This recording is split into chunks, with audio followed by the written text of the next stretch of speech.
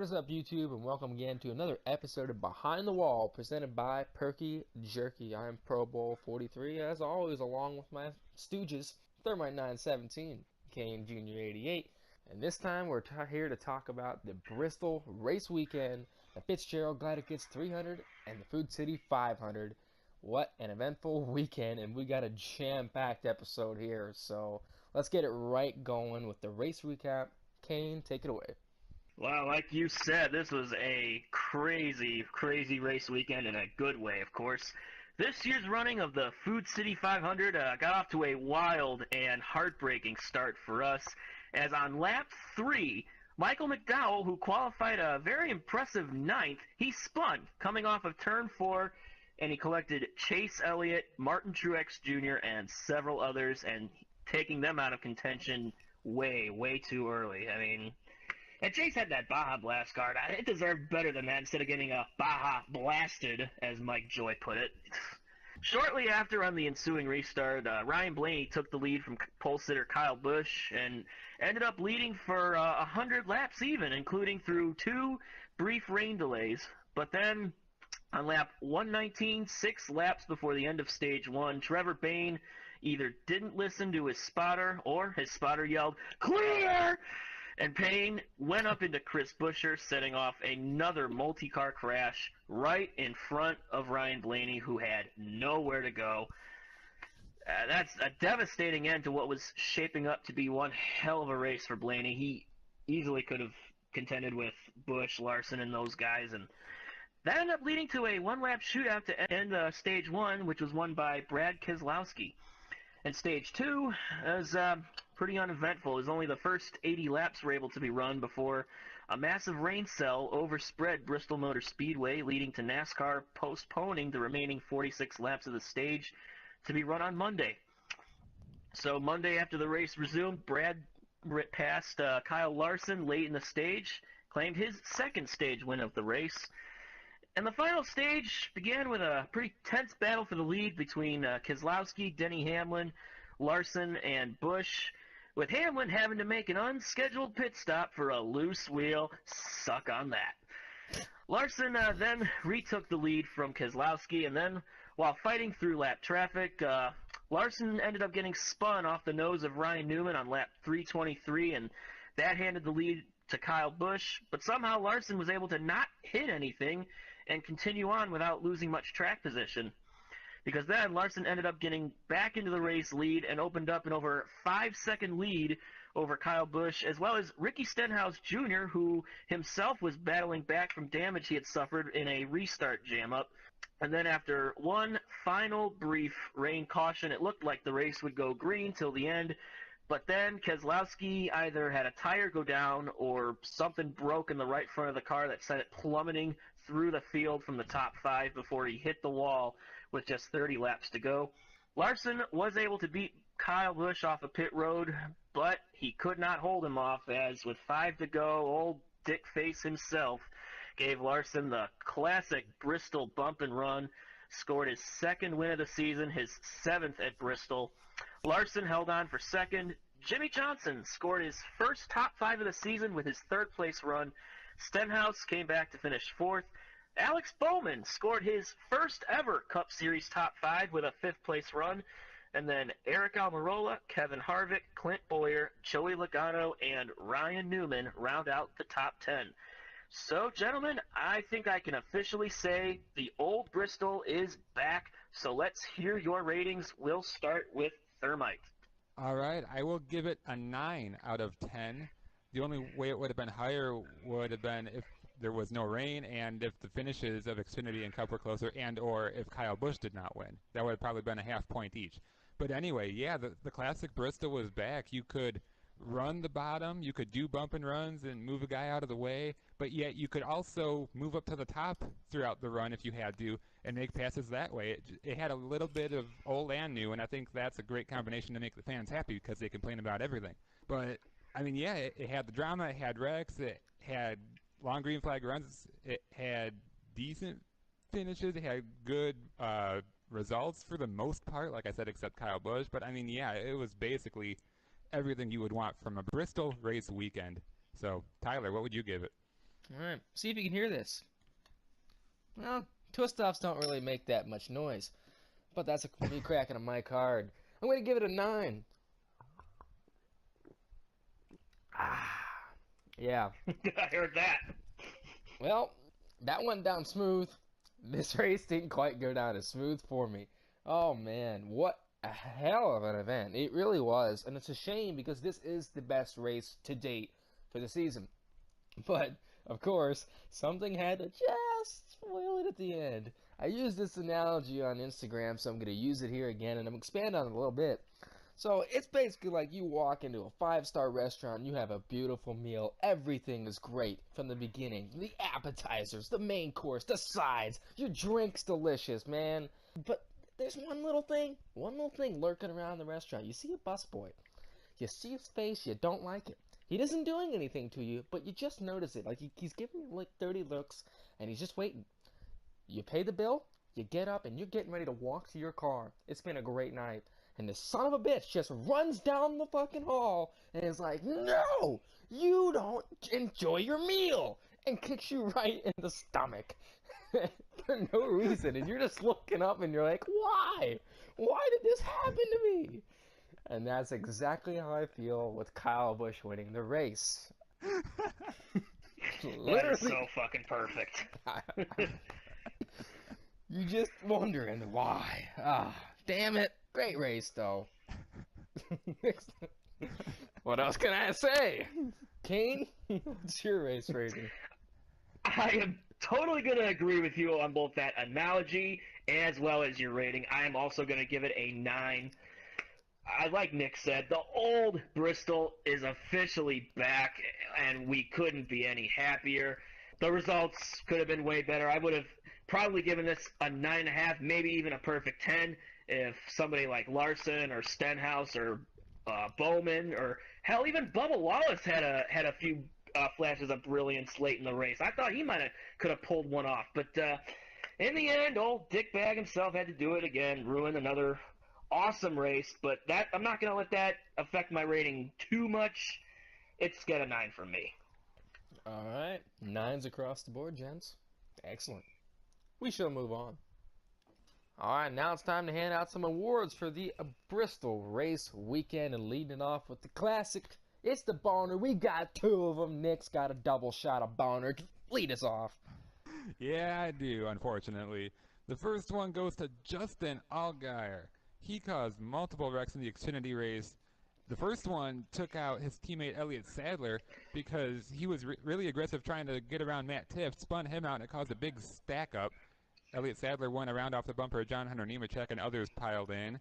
And then later, he was really aggressive using the high line and diving down to the inside to get good runs, but this time he chopped the nose off of someone. I forgot who exactly, but he spun out all by himself. Somehow recovered, but man, he was all over the place. And yeah, we have another boner. It goes, or this one is specifically, damn lap cars. Man, poor Ryan Blaney. He was doing so well, led 100 laps as we mentioned before. As he was coming up on a group of lap cars, including Chris Buescher and Trevor Bayne, Bayne was not clear, like Kane mentioned, and just came right up in front of Buescher, almost held onto it, but then spun back down the field, down the track, into the 51 car Harrison Rhodes, and that just blocked the entire track. Blaney piled in hard, and his day was done. That's part of Bristol, those damn lap cars. Next award. The next award is #Bell Breaks, and that goes to Christopher Bell, who had quite a weekend. First off, in practice, there was a little bit of a spinny. I forgot who spun out, but a couple people checked up. Everybody else did their job, and then he just got piling in there. He does a really good job, actually, of not creating more damage than what there was. He even hit the back of Ross Chastain's right rear quarter panel, flared that up a little bit, but, he came out unscathed. No freaking brakes, man. What'd it do, wheel hop or not stop? I cannot stop. We get into the race. He's having a solid race, looked like he could be a contender. He's in the dash for cash. And then, this is kind of another extension of a boner of the damn lap cars, freaking Vinnie Miller. I still don't know who you are. And Cody Ware, our favorite psychopath, just decide they're going to go ahead and get into it together, because they're battling hard for 36th. And Oh man, freaking Christopher Bell just plowed in there, and absolutely hell of a hit. And that's just mainly because of his brakes. He could not slow down. He had one hell of a soft pedal, so I don't know. He can blame his team for that one, because it pretty much looked like ARCA brakes out there. And Christopher Bell isn't that stupid. So, unfortunate for you, lad. Sorry about your shit. Next award. All right, the next award is Cedric, bitch! And as you can figure out, it goes to our pal Austin Cindric. He was trying to get the 4th win in a row for Team Penske's 22 Xfinity car with its 4th different driver. Oh, that wasn't meant to be, as on the final lap of the race, he makes contact with Tyler Reddick while running inside the top 10, just noses it into the outside wall and just finished in style, and Fitzgerald glided in the Fitzgerald Glider Kits 300 across the finish line in 12th. Oh man, that is just so fucking perfect. It's the race that your sponsor is sponsoring, and you're in what is easily the most dominant car in the series at the moment, and you fucking trashed it on the final lap. Oh, Austin Cindric, my God. Yeah, bitch! Goddamn son of a bitch! Man, I knew you were bad in Roush's equipment, but in the best car in the field? Seriously, Austin? What the hell? Fitzgerald glider whore. Yeah, that's right. Get the Fitzgerald glider kits. Anyways, next award. Whew. The next award is a classic that's making a return. It is McWeapon.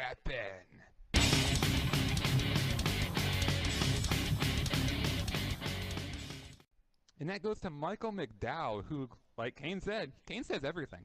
He started 9th and was fast all weekend, but really early in the race, like lap 4 or 5, he spun in front of the field and collected our favorite Baja Blast, Chase Elliott, and a few others. So he bottled it, and he later retired for some reason. And a dishonorable mention to Jamie McMurray, who's always a McWeapon at the plate tracks, but he also kind of was here at Bristol. He was in the next caution. I don't even remember exactly what he did, but he was just always he always finds trouble. That's Jamie's thing. He's a nice guy, but man, he makes some questionable moves. Anyway, next award. And an award that's becoming a very popular one and a regular on the show is the Day from Hell, and we've got 2 of them, one from each race. The first one goes to Chase Briscoe, who was making his very first start in the number 98 Stewart Haas Ford. Nice guy, not so nice paint scheme, later not so nice scratch. So he got involved in a very early wreck, much similar to the next Day from Hell, but he ended up getting the fender blown out. Towards the end of one of the stages, the damn dash was flying up because that left front fender was gone, and the air is flying through and just pushed that dash that was obviously poorly installed because, Stewart Haas is a bunch of lazy fucks down there. And just, it was literally blocking his vision. I don't know how the hell he managed to keep from wrecking it before they patched it up, I suppose. But, it's weird. He did recover, though. And as a matter of fact, he stayed out one time and held the lead for a little bit. It was like, wow, holy shit. How is he staying up there? But he lost the lead, dropped back a couple spots, and eventually got spun the hell out and just never recovered. Finished a couple laps down in 23rd. Just had an absolute day from hell. Everything that could have happened to him. So sorry about that. And the next day from hell is Chase Elliott, who was mentioned a couple of times. Good Lord. 3 laps into the race. Okay, it's not easy being a fan. He's running that Baja Blast car, I'm amped up. Oh my God, seriously, he's picked up the Dale Jr. damn luck. 3 laps into the race, and he lost multiple laps during the 2 green flag stops he had to make, and he ended up getting a 1-lap penalty one time, and even late in the race, just to add insult to injury, he had a loose wheel, lost 5 more laps. He ended up finishing the race 29th, 27 laps off the pace. But the real gravy in this award, and it's not really gravy, it's more like shit, is the fact that his race was totally over. It never had a chance. And not only, he had to come back the next day. Imagine, for 497 laps around Bristol, you're running knowing that you have no shot. I guess he just had to pretend like he was Ross Chastain or something like that, going into a race knowing you have no shot. Poor Chase Elliott. Absolute day from hell. Next award. And the next award is another classic that is coming back every week. It's the Straight Jacket Award! And it goes to the number 19 Xfinity team for Joe Gibbs Racing for only taking 2 tires after dominating the last 100-plus laps on their last pit stop of the race. And as expected, it cost him.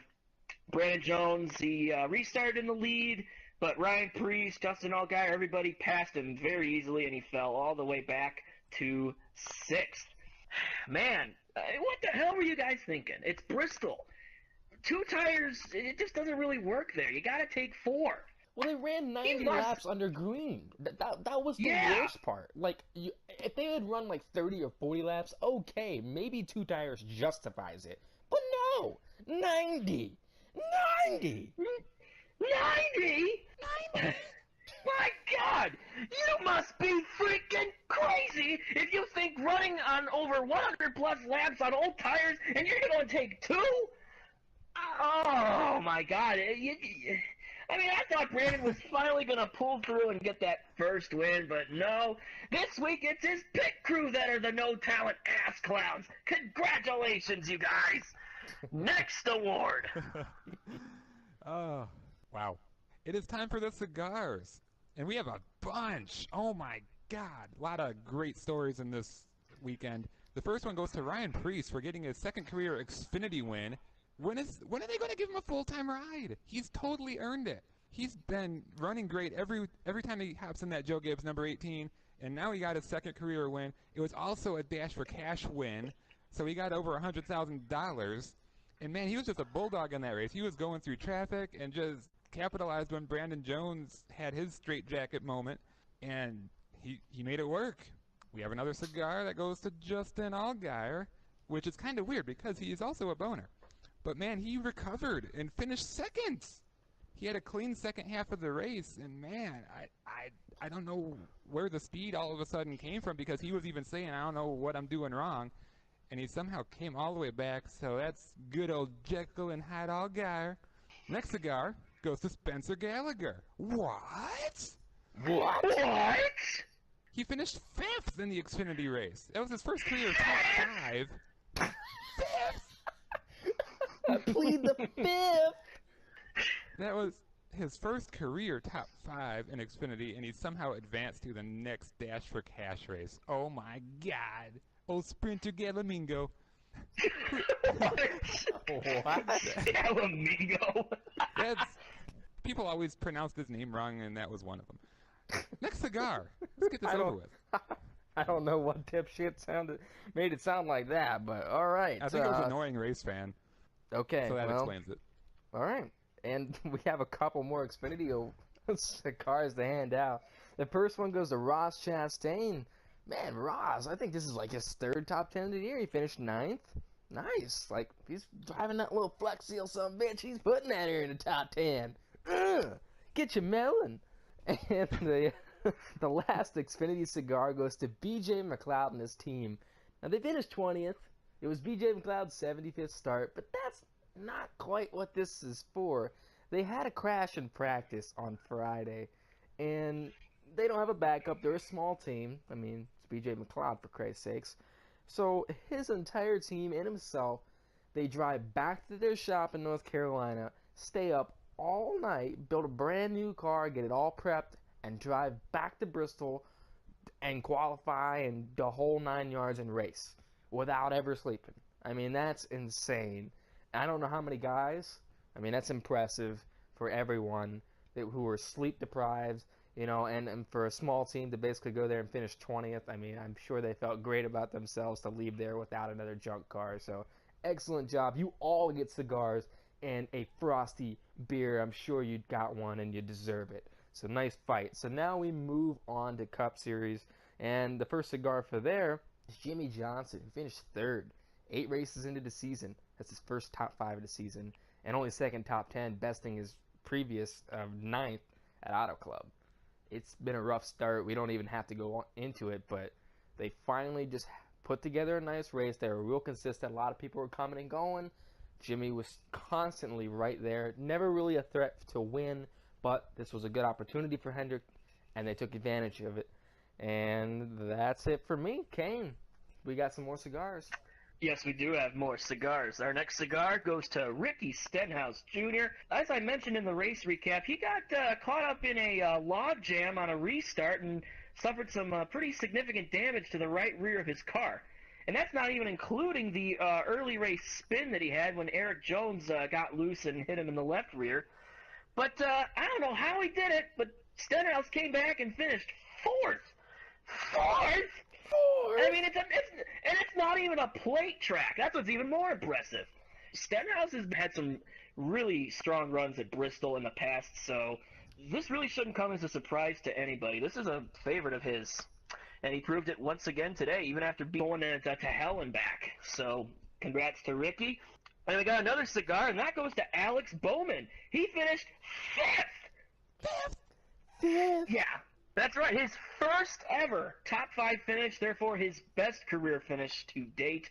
And it came at what is notoriously a tough track for young drivers and rookies, and he pulled it off.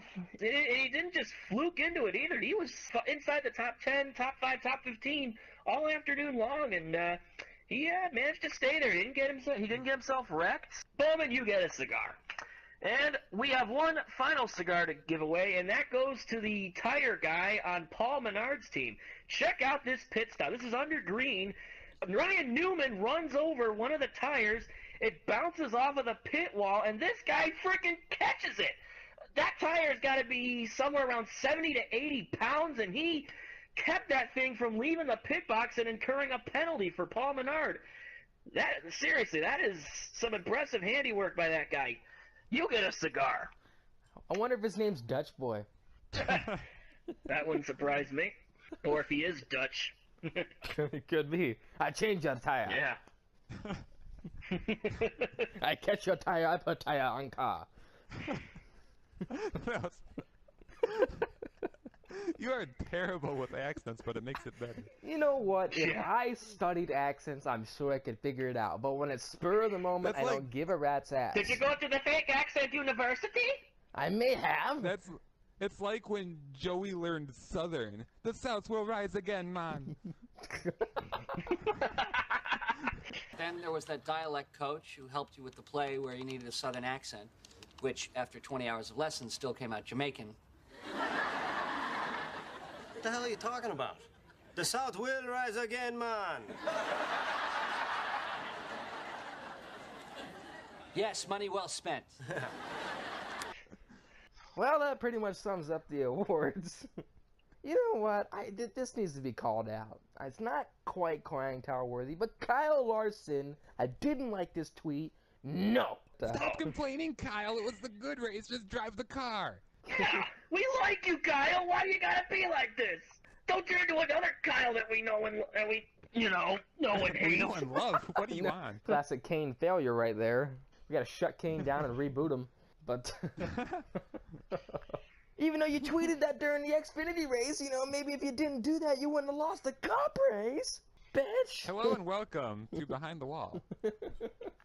We are off the rails. Let's move on. All right. Wow, we have some best paint schemes actually. So let's get right in and enjoy the montage.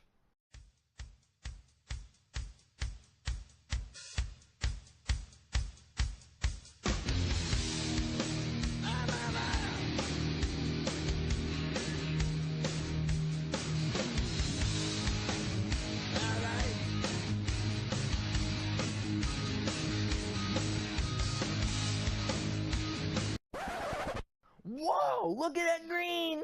Ooh! Baja Blast is coming back! I'd like to sex that teal green up. The green is great, but oh man, that leads into the worst paint schemes of the week, and this is technically a best and worst. God damn it. Really? Mountain Dew comes back on board. I believe this is the second and last race for Chase Elliott of the year. And really, you copy and paste the paint scheme again?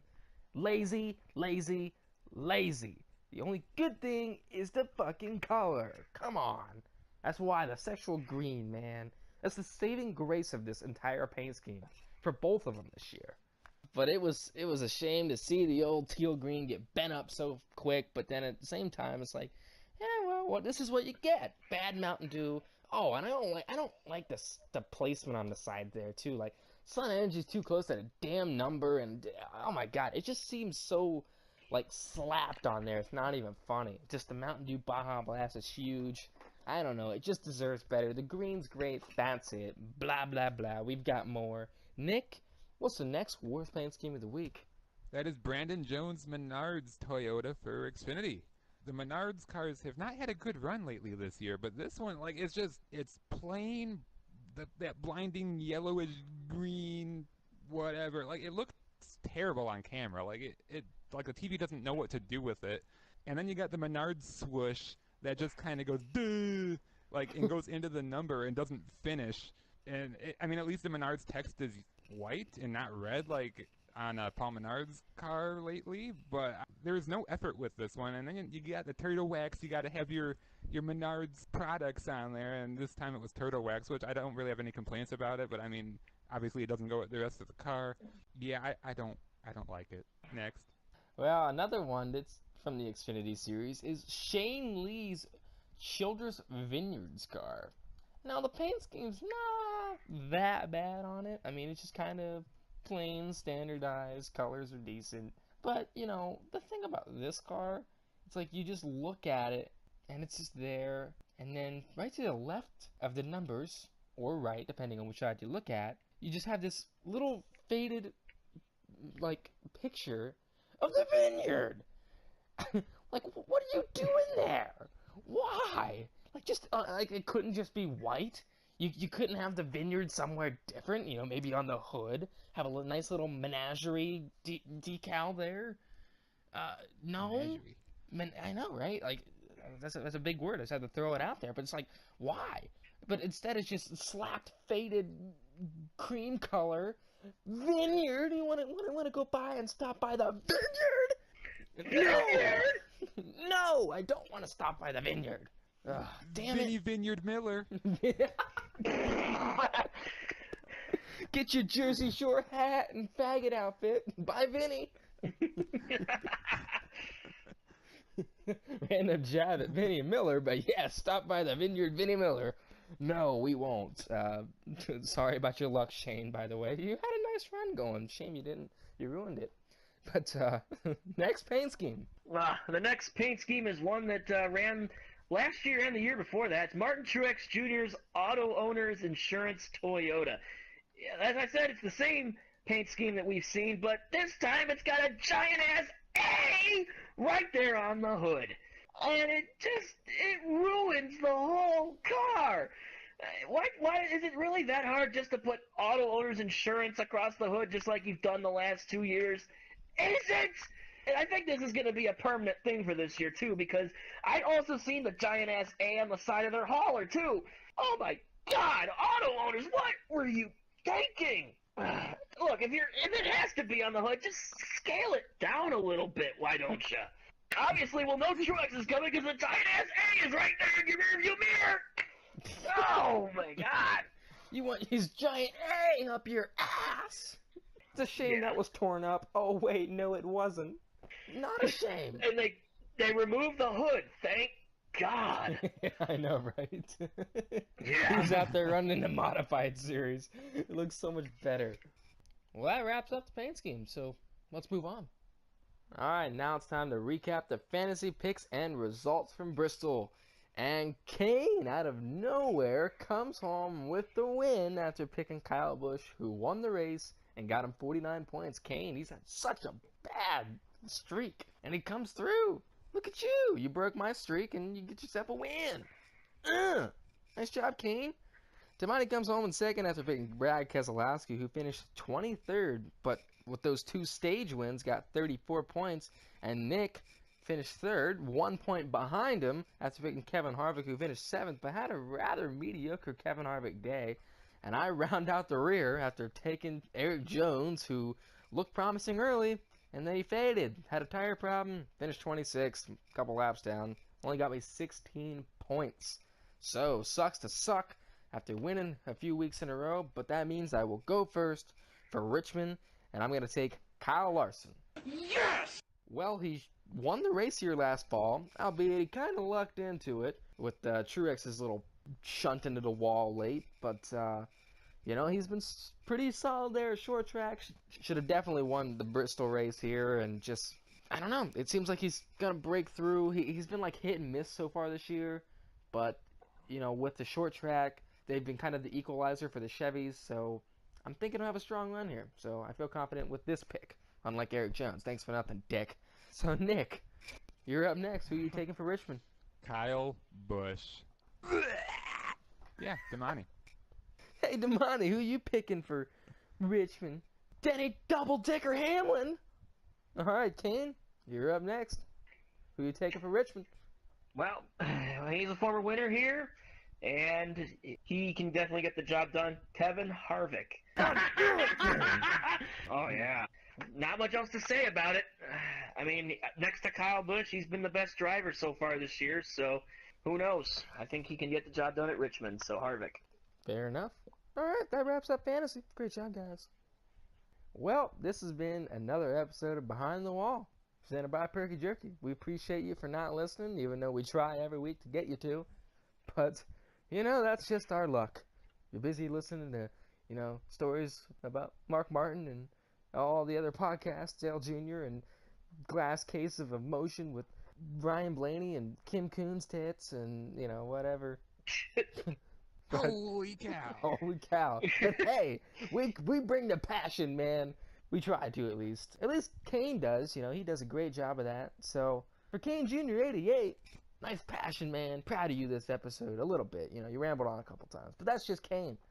For Damani HG, I'm not sure why I made him after Kane, because, you know, Damani's not as important. He's never here.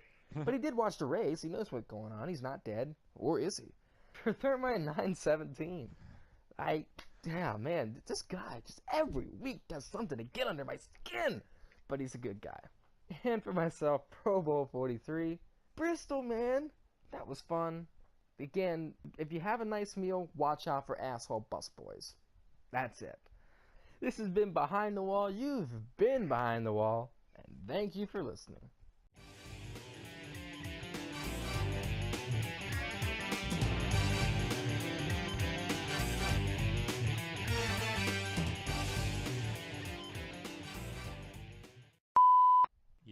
Nothing else to add about that, I'm sure.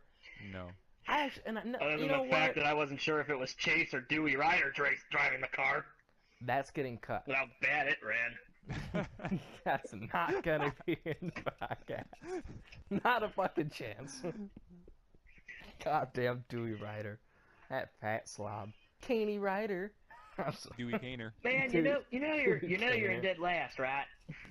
Oh. Man, I don't even know you. And now we head If you into. want to, Thanks, Nick.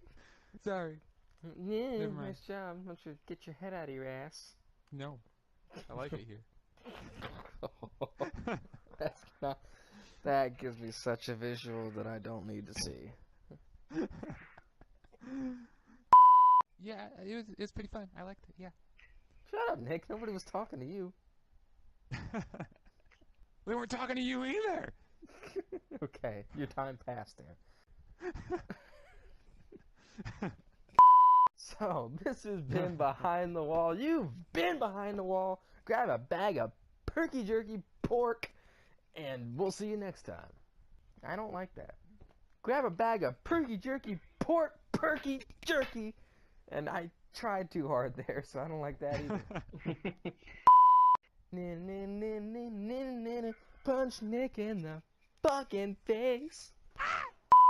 The next award is a classic that is making a return. It is McWeapon. And that goes to Michael McDowell. What? What the hell was that? I was gonna start doing. Start playing Pantera. Yeah.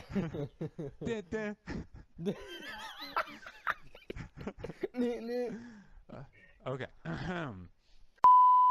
I don't know how they sound over in And then I do your wife. And I mean, that's what Kimmy does in Iceland, but I don't know. Yeah. Oh, Finland. Not Finland. I was gonna say, he's from Finland, you dumbass. I called him the Iceman, and I just assumed he was from Iceland. No, it's Finland. Damn it. And now because of that, I will go and do your wife. I'm sure he already has. Oh, boy. Dude, it was so weird. Like, during the podcast, I finished my mics, and I put the cap back on it. And out of nowhere, like, I think Kane was doing an award. And, like, to my left, I heard the cap just pop back off. And, like, it was like, poof. It went somewhere, and I don't know where it went.